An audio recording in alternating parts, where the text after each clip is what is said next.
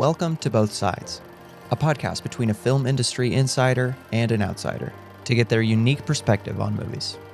I'm your host, Andrew Heilman. I'm the owner of a production company, a camera operator, editor, and film student. Today, my guest is my brother, Washington, and we'll be watching Toy Story 5. Stay tuned till the end to hear our final reviews of the film.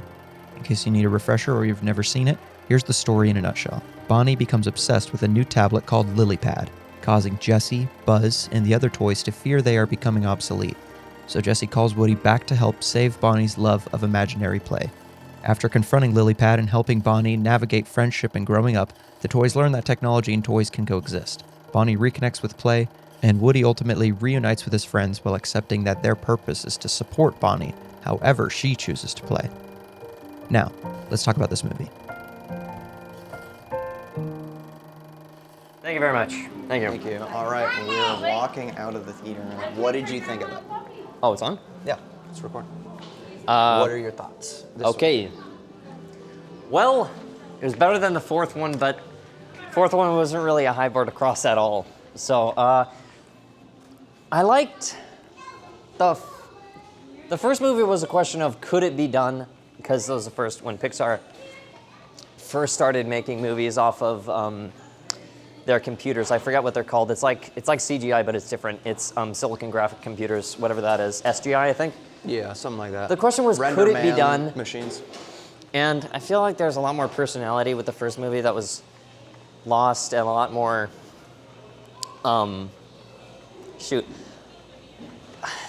I liked the first. I think it just comes down to personality with the first movie being a thing. And when you make a movie 5 times, you start to lose a little bit of the personality, especially with the whole concept of CGI animated movies, because by the time the 5th one came out, CGI was not a giant thing that has been done.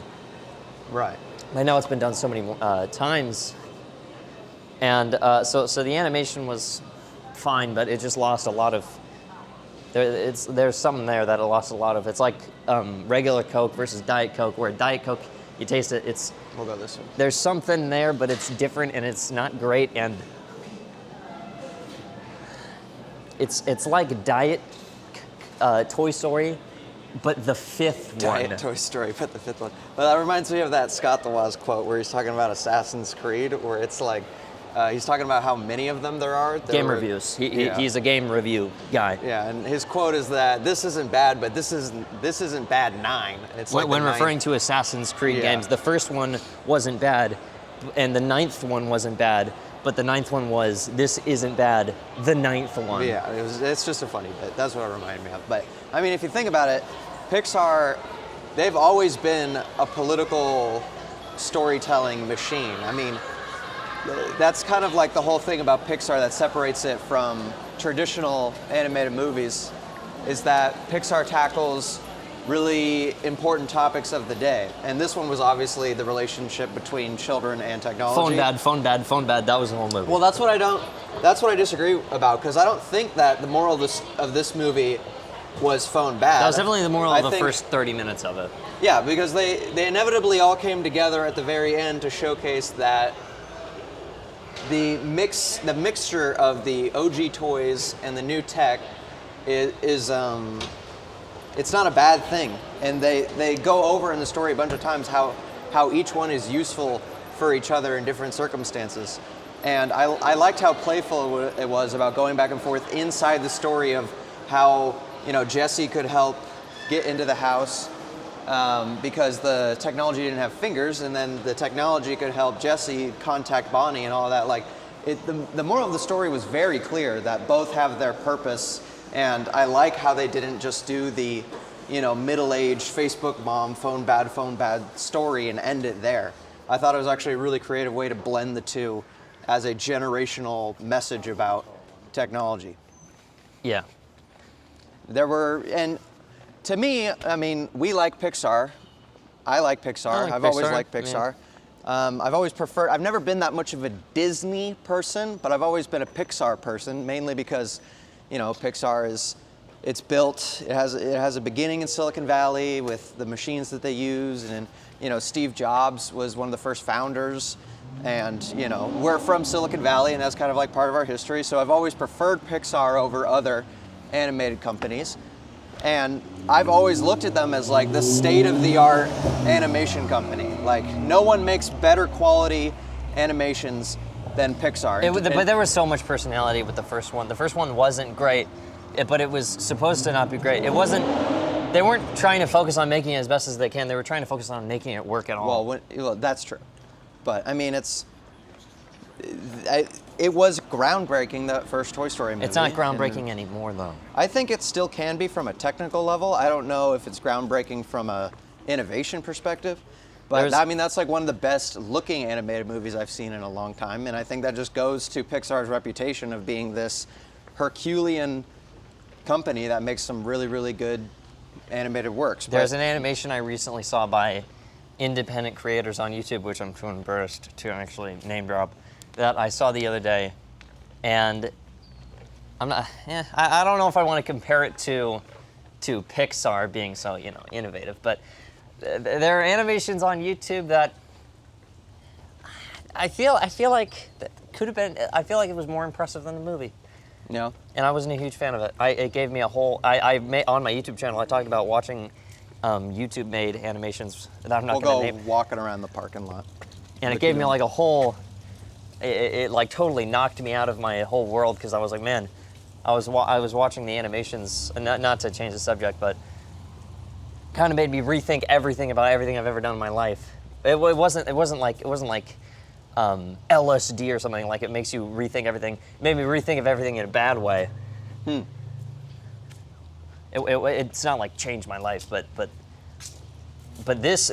watching this movie didn't make me think of what I was thinking the other day, which was I'm an adult watching a cartoon. Oh, man. Like, what do I like? I don't have a job. I don't have anything. For context, pretty much everyone in the theater, there weren't a whole lot of people because we watched it today opening night, but there was a bunch of like squeakers and kids and all sorts of stuff. There was one squeaker. Yeah, well, they were making a ruckus and everything. So it did feel a little out of place for you and I. Yeah. Basically young adults walking Yeah, into I experienced a that theater the other day. I was opening night. watching animations on YouTube and I was like, man, I don't have a job. I can't drive a car.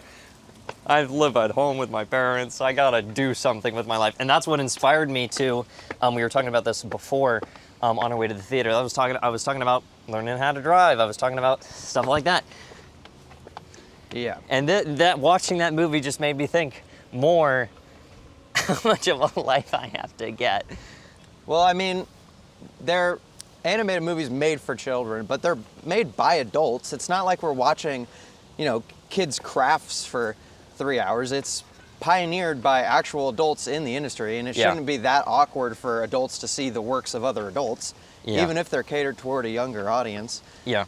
I mean, the main argument for this movie, I don't think, is it good or not, because obviously it's going to be good somewhat since Pixar's basically come back in the last 2 or 3 years making movies like Inside Out 2 and stuff. Yeah, I thought they definitely tried to bring back the emotional side of Pixar that they started in Toy Story 2, where they tried to make it all sad for the parents and all happy. Well, they don't make it sad, they just make it real, and that's the whole message of the whole company. Well, no, I want it to be sad. It was sad in Wall-E and Up, where Carl...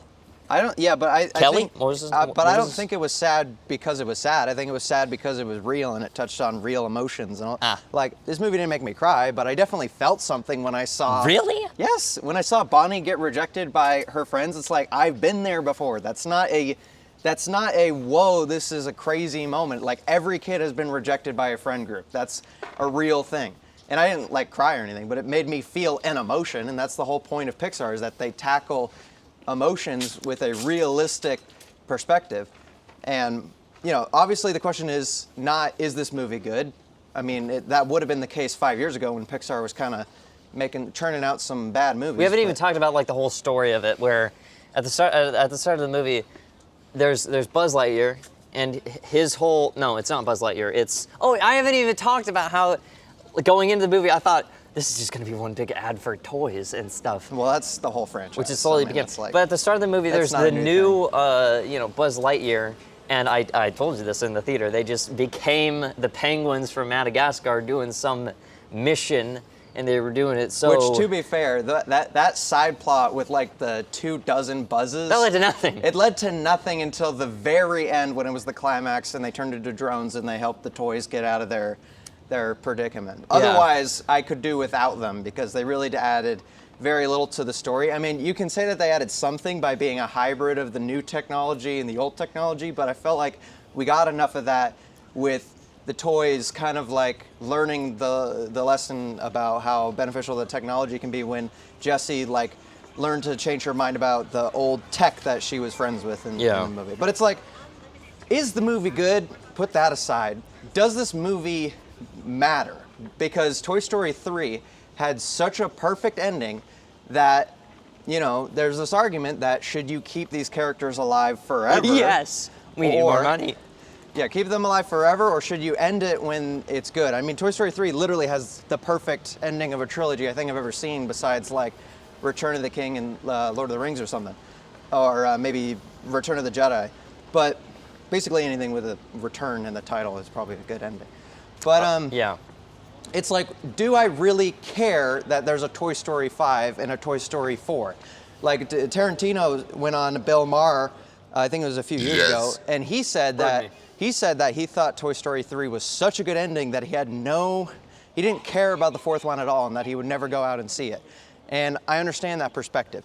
Did I think that this movie was a good movie? I honestly wasn't a huge fan of Toy Story 3. Toy Story 3, you have to rewatch Toy Story 3. Toy Story 3 is a perfect movie. What did I not like about this movie? Obviously, they're blending a version of humor that is kind of meta that I've never really enjoyed out of Pixar.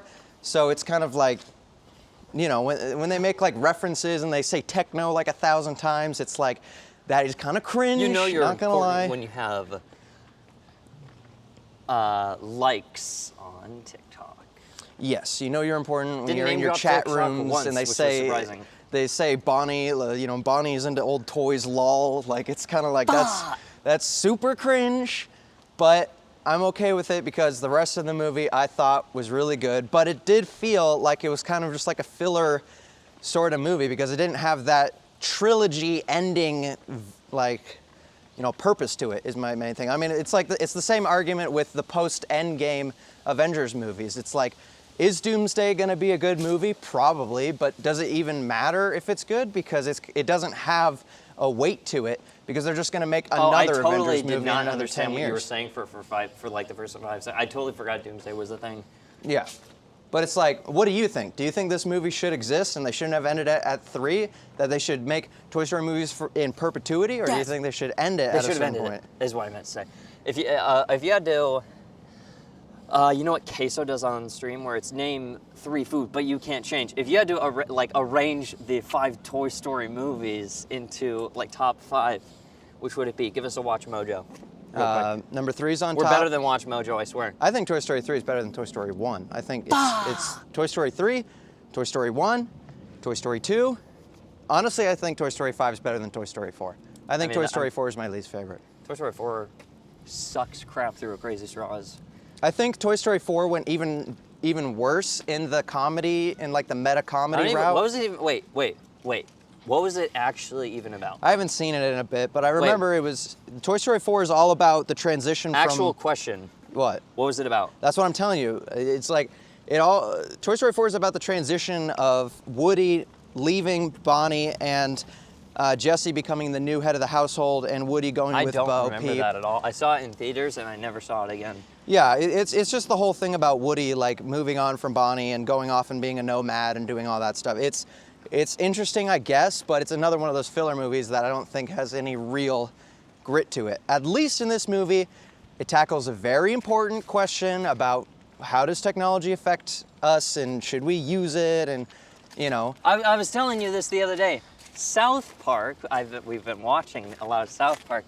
In the 90s, in season 1, I don't remember much of the details, but they were talking about Terrence and Phillip being a bad influence, and they were talking about how maybe you shouldn't let your kids be raised by the TVs. In the 90s, in 1998, this problem has been going on for way too long. Yeah, it's just, it's a new thing that Toy Story, it's a new political thing, and people think that it's not that big of a political question. I mean, it literally is. I saw on the news that They made in the UK. I think they're working on, or they already 16 have years old banning. or Yeah, under? Yeah. they've Heard about banned. it. They're learning about. They're trying to ban social media for people under 16. Yes. Well, I don't really agree with that because I don't think the government should have that kind of tyrannical power. But anyways, No, never mind.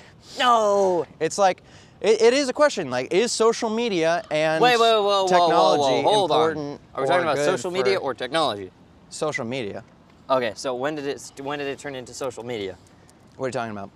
You said we're talking. I asked you, are we talking about social media or technology? Well, you both. said social media. Well, it's What does the Toy Story movie. 5 have to do with social media? It literally talks about chat rooms and That's not social media. That's yeah, conversation. but it's social. It's social It's communication. It's social interaction over technology, which is a lot of social media.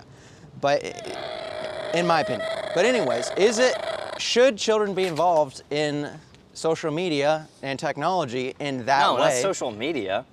Yeah, but like that's what this movie's. All my point in saying that is that that's what this movie's talking about, and it's not a unoriginal thing for Pixar to tackle a common day, modern day political quote unquote problem, if you think it's a problem or not based on whatever you believe in. So I thought it was tackled really well. I thought it was interesting.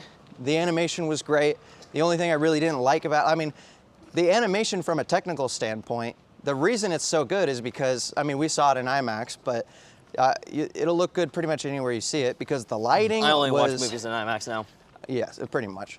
I mean, the horse alone that Jesse befriends, the real life horse. Yeah, Jessie, Oh, I haven't even talked about that. At the start of the movie, we flash back to like the middle of Toy Story 2, and her like original owner writes her name on Jessie's like pant leg at the inner part of that. That was not a thing in Toy. Why wasn't that mentioned in It's Toy one of those Story like 2 sequel or establishing 3 or things. 4? Why was that not mentioned? That's one of those sequel That's one of those things establishing where it's like, where it's where it's like the bad guy was actually the like hero's here the whole time. the hero's best friend in the first movie that we never learned about turns out to be the bad guy in the sequel. You know, like that was kind kind of Zurg. I don't think Zurg was mentioned at all in the first movie. I mean, that was kind of like that. Yeah, it's definitely not a perfect movie, and I think the humor was probably the weakest part of it. It's again that meta modern humor that I don't think works in the kind of story that they're trying to tell.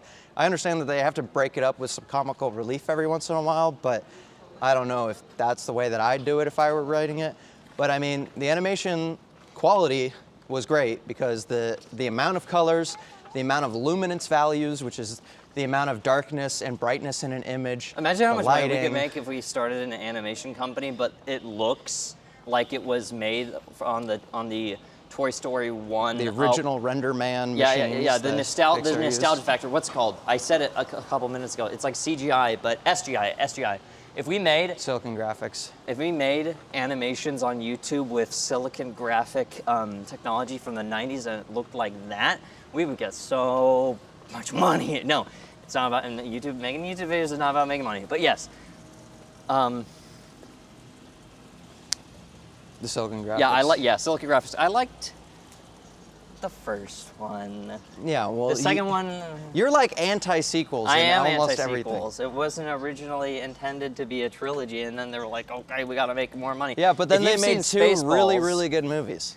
I know you're not a huge fan of Spaceballs, but I'm not. Yogurt tells Lone Star, will we ever see each other again? Maybe in the sequel, Spaceballs 2, The Search for More Money. It's like, that's exactly what is going on. I think it can be like that, but I also think sequels are a great opportunity to create the most innovative creative stories possible Would because you watch don't the have new to. Spaceballs movie when it comes out with me? Talk about it on the podcast? Maybe. You're gonna have to see the first one again. Yeah, But I'll have to see that. back on. Yeah, I was just saying that sequels, yes, sequels can be cash grabs. Yes, sequels can be bad. Yes, But they can yes. also be a great opportunity to expand the storytelling creative medium because you don't have to do all the shit you have to do for the first one, which is establish the characters. I and go understand what through you're all talking the about. Arcs. But it's like the Godfather 2, Part 2, the movie, is one of the most innovative screenplay Yes, because it stories was of all written time. by Mario Puzo again. Yes, was, but my was point is Toy Story that- 5 written by the same creator No. trying to expand the universe? No, my- that is a cash grab. No. The two are separate in my mind right now. I'm just coming to the conclusion that franchise alive can lead Pardon me. to more innovative stories. I'm not saying Toy Story 5 is doing that. I'm just bringing the argument up. You're saying the reason why they make a reason as to why they can make sequels is to expand the universe, but the original writer is not expanding the universe at all. That argument totally falls apart. I'm not saying that Toy Story 5 is that type of movie. I'm saying So why bring it up in the first place? Because I'm saying in general, sequels, leaving franchises alive, there is an argument to not just killing off a franchise. That leaving franchises alive can lead them to kill off the Puss in Boots can lead franchise. to, expressive stories that innovate the medium. And that, as seen by Godfather 2, as seen by a bunch of other sequels in the past, Empire Strikes Back, like, we would miss out if Star Wars ended at the first Star Wars. Yes. Which is what you would like, because you're anti-sequels. Yes.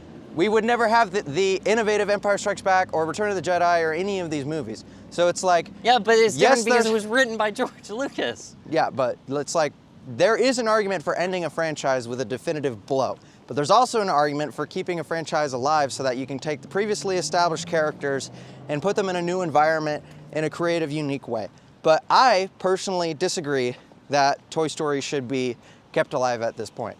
I think Toy Story 3 was the perfect ending, and no matter how good 4 and 5 are, they don't have the same value and purpose that Toy Story 3 had, in my opinion. So, with all that being said, I think right now, the Rotten Tomatoes score, I don't think the audience one has come out yet because it's opening night, but the critic score... Oh, wait. Should we release this in like a week after everybody's seen it? I'm going to release it today. If we release this instantly, then nobody else is going to be able... Well, no one's going to watch it because nobody's seen the movie. No, but like, it will be first, so it's like... It'll roll back into the week. But anyway, right now the critic score, I think, is a 95% Rotten Tomatoes. On the Washington Rotten Tomatoes score, what would you give this movie in your opinion? Taking everything into account. Well, like, wasn't bad, but it wasn't what I wanted. I can't do 1 through 100. Can I give it stars instead?